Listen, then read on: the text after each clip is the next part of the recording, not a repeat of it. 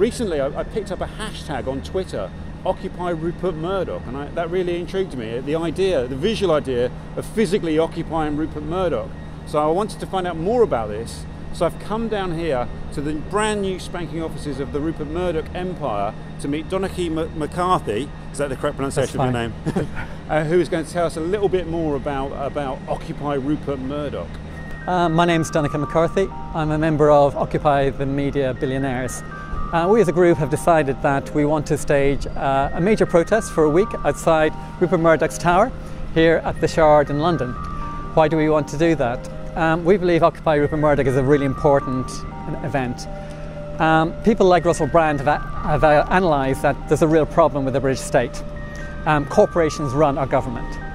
But what people don't realise is that why do corporations run our government?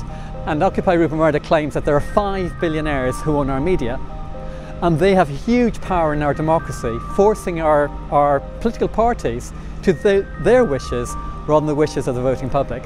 So those 5 billionaires are Rupert Murdoch's son, News International, Desmond's The Express, Lord Rothermere's The Daily Mail, and the Barclays brothers' The Telegraph. So those people not only just own 80% of newspapers we read every day, which gives them huge political power, but they also own TV stations, press agencies, book companies, cinemas, even cinema production companies. So anything that we think or speak about in Britain is nearly controlled by these 5 men. They dominate and monopolise our culture.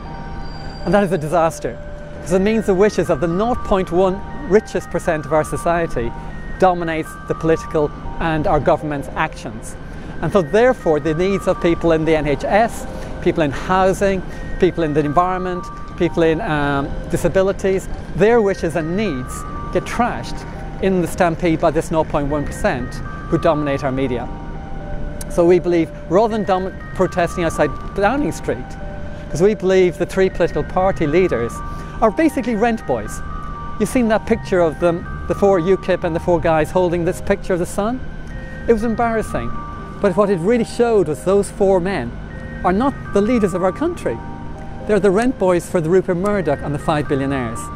And so therefore, rather than protesting at Downing Street, where the power isn't, we need to come here to the mini Shard on the last week in March, leading up to the general election, and put this issue, the most important issue, right on the agenda leading up to the general election. Because people need to know, when they're voting, that they're voting for parties that are actually monopolised and blackmailed by these 5 people.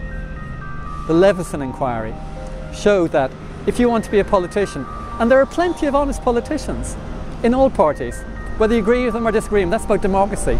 But what's not democracy is that they should be blackmailed by the media. And hacking showed us that if you're a politician and you want to stand up something for housing, for the environment, for poor people with disabilities, and the Sun disagreed with you, that meant your medical records, your financial records, your sex life, your everything about you, not just about you, but your wife, your partner, your landlord, as Russell saw last week, your friends, every single one of those people were subject to having every aspect of their life raped by these people.